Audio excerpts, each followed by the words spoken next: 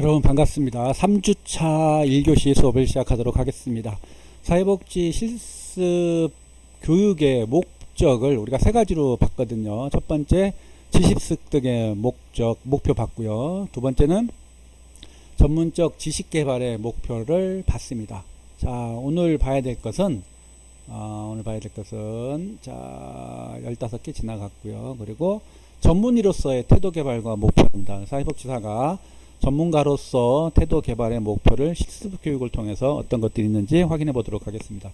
자, 첫 번째, 실습생 자신의 능력에 적합하면서 클라이언트의 문제 해결에 필요한 모든 방법을 동원함으로써 의미 있는 클라이언트의 최선의 이익을 원조하는 태도를 기른다.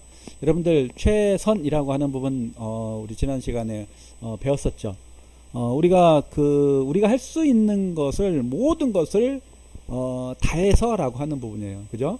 그 다음에 여기서 보면 실습생 자신의 능력에 적합하면서, 그러니까 우리가 할 수 있는 능력 범위 안에서. 왜? 여러분들 클라이언트와의 그 문제를 상담하다 보면요, 안타깝거든요. 그들이 처한 환경이라고 하는 부분, 그들이 갖고 있는 그 문제라고 하는 부분을 들으면 들을수록 정말 감정이입이 되고 그러잖아요. 그러면 참 안타깝거든요. 그러다 보면 그 감정에 따라서 우리가 약속하는 경우가 있어요. 그거 저희가 도와드리겠습니다. 저희가 해보겠습니다. 라고 하는 부분. 그런데 여러분들, 사회복지사 자신의 능력 범위라고 하는 부분하고요, 기관에 할 수 있는 능력의 범위라는 것이 정해져 있단 말이죠. 그 범위 안에서만이거든요. 그러다 보니까 실생 자신의 능력이라고 하는 부분에 대해서 먼저 알 필요가 있다라고 하는 부분이에요. 그래서 능력의 범위 한계점을 찾는 방법이 무엇보다 중요하다라고 하는 부분이고요. 그 다음에 클라이언트의 문제 해결에 필요한 모든 방법을 동원하는 것. 그래서 사회복지사 역할이 뭐냐라고 하면, 특히나 지역사회복지에서는요, 동원자의 역할이에요. 해결자의 역할도 아니고요, 동원자의 역할이에요. 연계자의 역할이라고 표현을 하는데, 우리가 할 수 있는 부분은요, 우리가 해결자의 역할이 아니라 자원을 동원해서 그 문제 해결에 필요한 물질적 그리고 인적 자원을 연결시켜 주는 거다라고 하는 부분이요. 그래서 최선의 이익을 원조하는 태도를 기르는 방법들이 있다라고 하는 부분이고요. 두 번째, 클라이언트에 대한 실생 자신의 감정과 태도를 인식하고 전문적으로서 책임감 있는 태도를 기른다. 앞서 얘기한 것처럼 여러분들, 클라이언트에 대해서 우리가 갖고 있는 감정, 태도를 인식하는 거. 그러니까 우리는 전문가잖아요. 전문가적 입장에서 바라보는 시각이 필요한 거예요.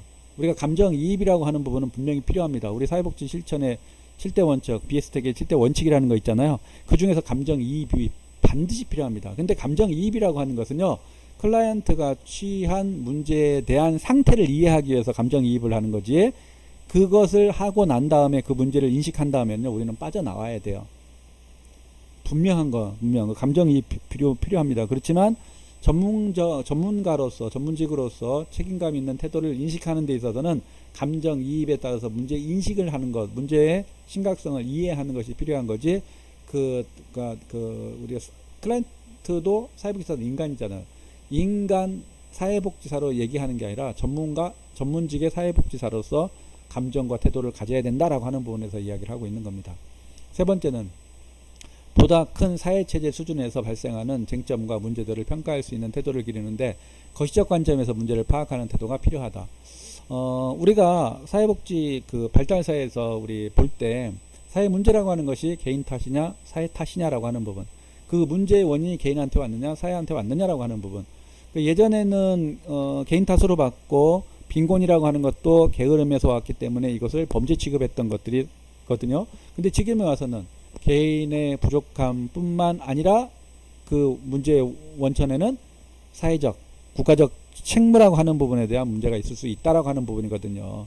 제도를 잘 만들어서 그들이 가난으로부터 벗어날 수 있는 것들을 만들고 그들이 일할 수 있는 일자리를 창출하고, 이런 부분들이 개인의 게으름에서부터 오는 게 아니라, 개인의 무능력에서 오는 게 아니라 국가 사회적 정책이라고 하는 부분에서 문제가 있을 수 있다라는 거죠. 그래서 그 클라이언트가 갖고 있는 문제라고 하는 부분을요, 개인에서 찾는 것이 아니라 거시적인 측면이라고 하는 측면, 사회체제의 수준에서 찾을 필요가 있다라고 하는 부분이죠. 왜 이렇게밖에 안 됐나라고 하는 부분, 결국에는 그것이 개인의 부족함, 개인의 게으름, 개인의 무능력에서 오는 게 아니라 그 체제, 제도, 보호체제 라고 하는 측면, 그러니까 국가적인 측면에서 정책적 측면에서의 문제가 있기 때문에 근데 그 사실은 그거죠.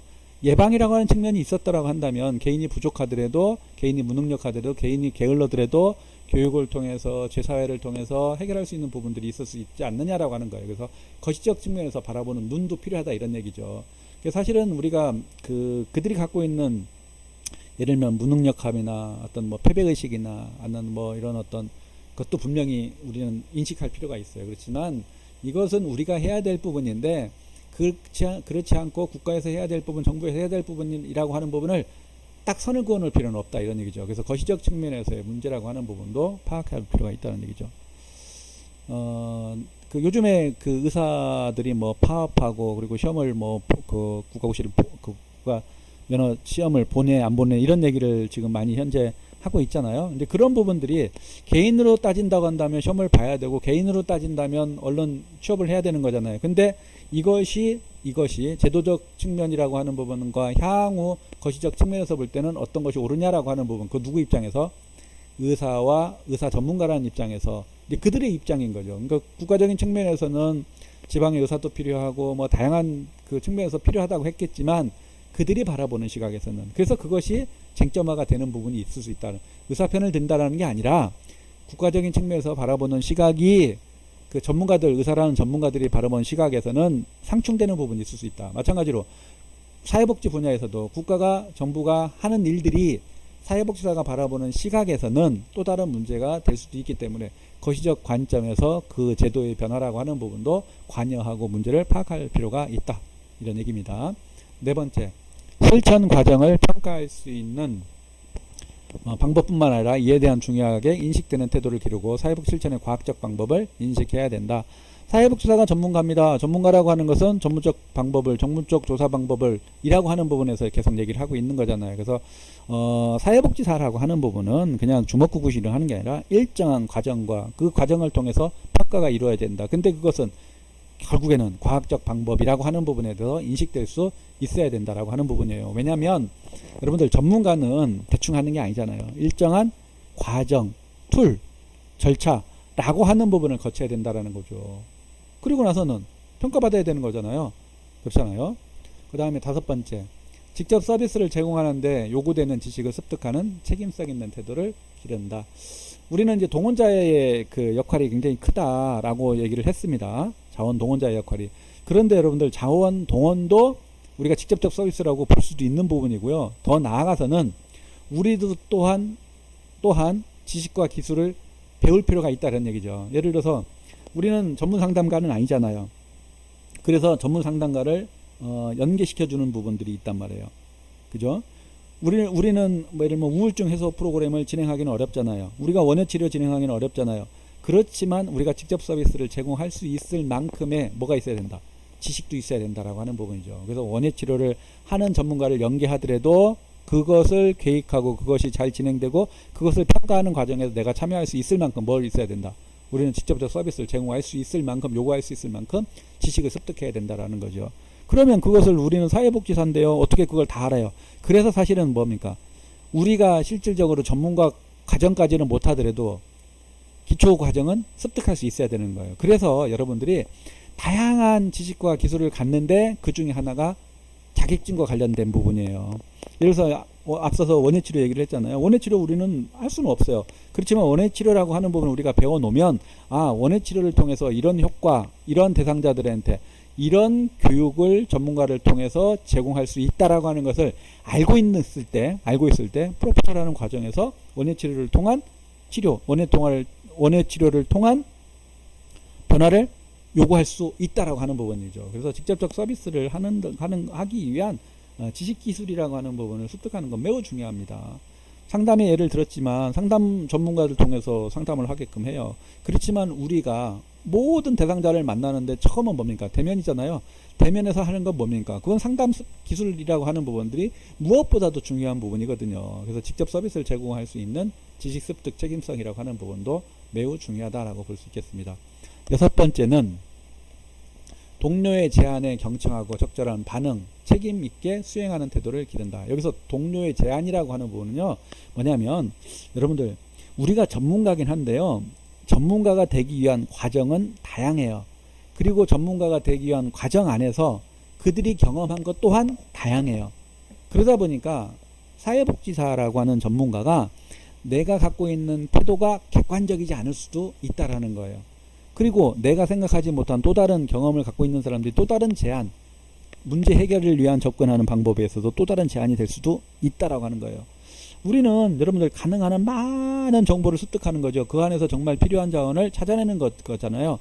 마찬가지로 동료의 제안이라고 하는 부분도 또한 뭐가 될 수 있다. 문제 해결의 또 다른 자원이 될 수 있다라고 하는 부분인 거죠. 정보가 될 수 있다라는 거죠. 그래서 사실은 동료들과 많은 이야기를 나누고 예를 들면 이런 거죠. 이렇게 함께 이야기를 나누는 과정에서 우리가 뭐 그 회의 시간도 마찬가지고 아니면 밥 먹을 때도 마찬가지고 아니면 우리가 그 업무 끝나고 나서 어떤 친밀한 관계에서 뭐 밥을 먹든지 뭐 차를 마시든지 이럴 수 있잖아요. 그런 자리에서도 고민되는 부분들을 그 이야기를 나누고 이것은 이제 업무의 범위 안에서 얘기하는 겁니다. 얘기를 나누고 그걸 통해서 적절하게 해결 방법을 서로 고민해서 나누는 작업들, 찾아가는 작업들이 필요하다 이런 얘기죠. 그래서 내가 내 문제니까 내가 갖고 있는 나의 일이니까 나 혼자만 이래 생각을 해서는 절대 안 된다라고 하는 부분에서 얘기를 하고 있는 거예요. 이것도 중요합니다. 그래서 7번째, 끊임없이 학습할 수 있는 태도는 전문가의 성장하는 책임 있는 자세다. 그래서 끊임없이 학습하는 거. 그러니까 사회복지사 자격증을 취득했다. 아니면 2급이든 1급이든 취득했다. 이거 끝나는 게 아니에요, 여러분들. 여러분들 현장에서 그 일을 하다 보면요, 끊임없이 책을 볼 필요가 있어요. 그리고 봐야 됩니다. 안 보고 할 수 있는 그 자체가 너무나 용기가 있는 거예요. 여러분들 학교에서 공부하는 것은요, 그냥 기말고사 보고 중간고사 보고 그냥 수업이니까 여러분들 따라오고 이런 거에 그 중심이 있다고 한다면요, 현장 가면요, 여러분들 그것은 현실이고요. 그리고 그것은요, 그건요, 우리가 하고 있는 것은요, 그 누군가한테는 절실하게 문제를 해결하고 싶은 욕구가 있고 또 그것을 해결해야만 그들의 삶이 변화가 되고 있는, 어떻게 보면 우리가 어떤 문제에 심각하게 그 맞닥뜨렸을 때 그걸로 인해서 받는 스트레스가 클 수도 있는 거잖아요. 근데 그것을 누군가로부터 해결을 받아야 되는 거잖아요. 그게 그 누군가라는 게 사회복지사라고 하는 부분이에요. 그래서 그 문제를 해결하기 위해서 사회복지사는 끊임없이 노력해야 되고 사회복지사는 끊임없이 학습하는 과정에서 그 문제 해결에 가장 최선의 방법, 최상의 방법을 선택해내는 과정에 있는 거예요.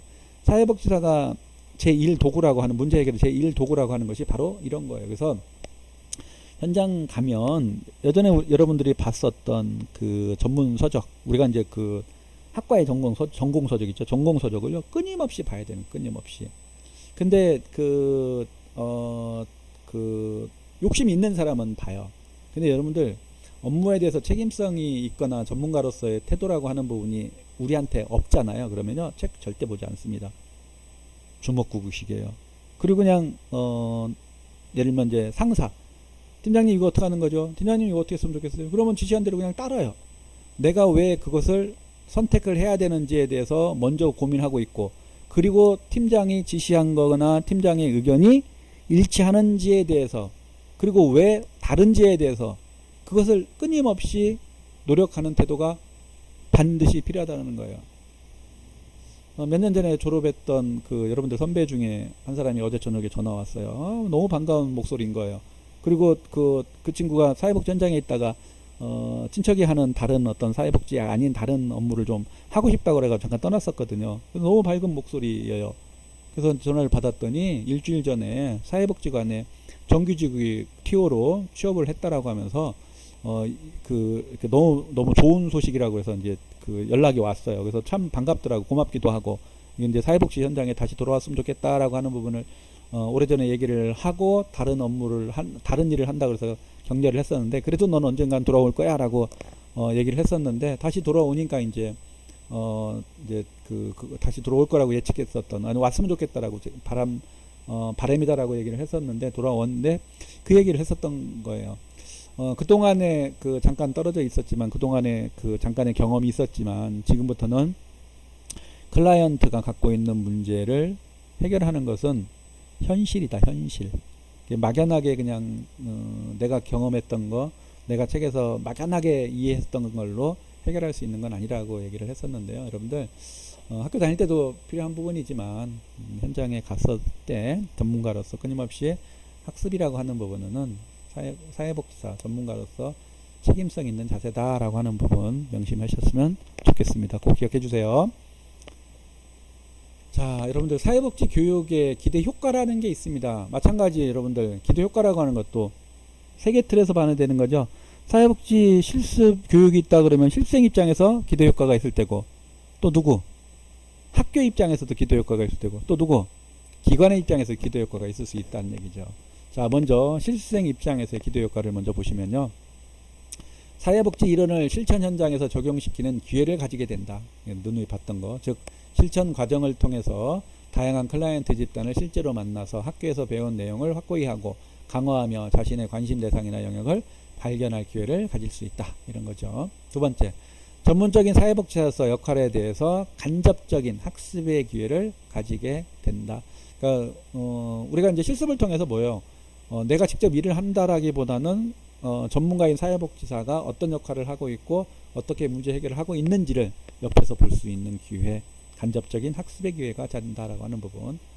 자, 모델링이란 말 지난번에 한번 얘기했었던 거예요. 기억하실 겁니다. 세 번째, 사회화 과정에서 참여하는 기회를 가진다. 즉 실습생은 실습 기간 동안 클라이언트, 동료, 여기는 동료는 누굽니까? 동료? 실습생이죠. 동료. 그리고 전문가 집단과 만나게 되면, 전문가 집단이라는 것은 기관의 사회복지사, 그 기관의 영양사, 그 기관의 간호사 뭐 이런 사람들이죠. 만남으로써 사회복지 문화 규범 가치를 배우게 되고 알게 모르게 이들을 내면화하게 된다. 여러분들이 심화 과정을 하는 경우 이게 두 종류가 있어요. 하나는 취업하는 경우가 있고요. 한 사람은 알바하는 경우가 있어요. 근데 알바할 바는 취업하는 게 좋을 텐데라는 생각인 거죠. 왜? 취업을 해서 그것이 결국엔 뭐 우리가 이제 생각하는 정규직이 아닐지라도 계약직일지라도 뭐예요?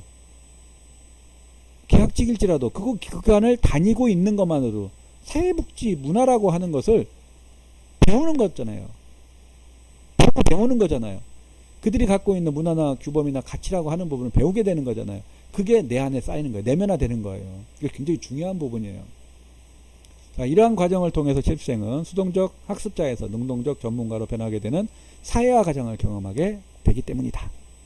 네 번째, 전문적 사회복지사로서 장래 직업 계획을 위한 기회를 가질 수 있다. 여러분들이 실습을 하는데 그냥 선택하는 거 아니라고 그랬잖아요. 내가 되고 싶고 내가 가고 싶은 기관에 가는 거라고 그랬잖아요. 그래서 장래 직업 계획을 위한 기회가 될 수 있다.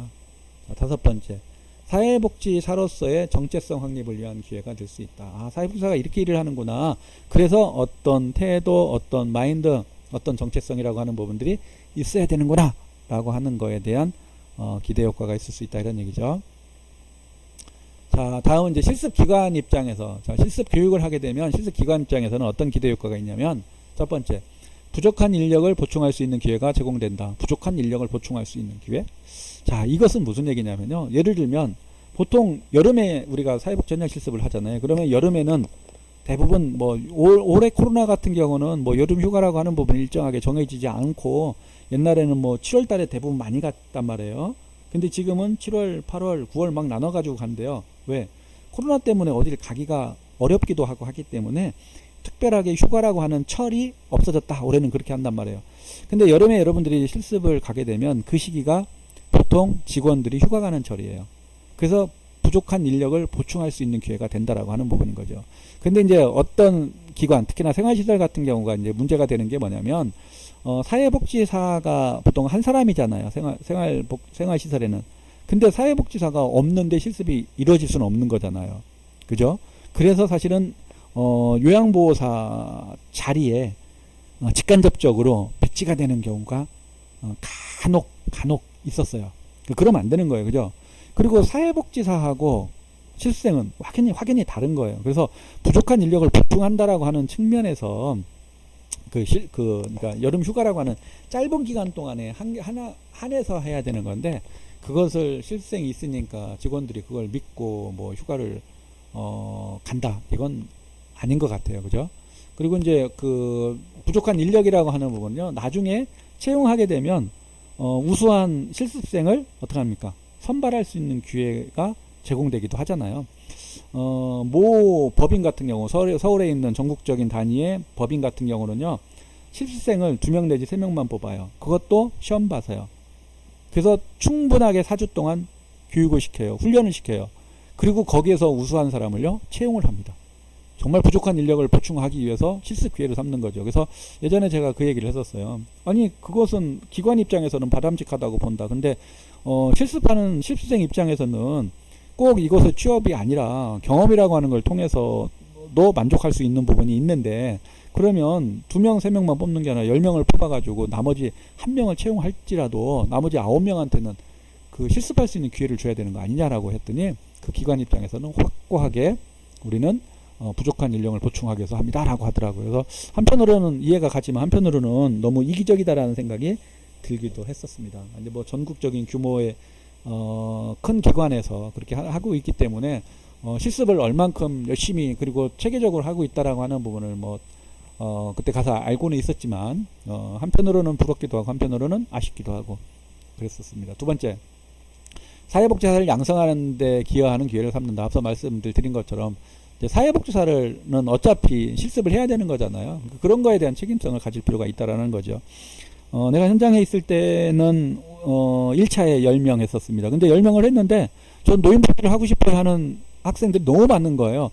근데 노인복지를 하고 싶고 우리 기관에 와서 실습을 하고 싶다는데 우리는 뭐 해야 됩니까? 실습을 시켜야 될 책임도 있는 거잖아요. 그래서 직원들하고 회의를 통해 가지고요, 1차 10명, 2차 10명, 우리는 1차, 2차에 걸쳐가지고 4주씩요, 8주에 걸쳐가지고, 2번에 걸쳐가지고 실습 지도를 했었어요.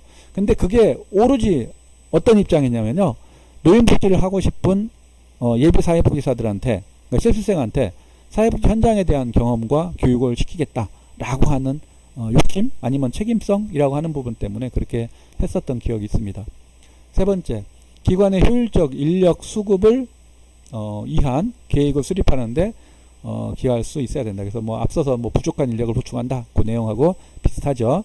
그래서 이제 여러분들이 그 기관에서 난 이건데 정말 가고 싶다, 실습을 해보니까 이건 너무 만족한다 그러면 사회복지사한테요 얘기하는 거예요. 선생님, 저 이 기관 너무 좋은 것 같아요. 선생님 얼마나 만족하세요?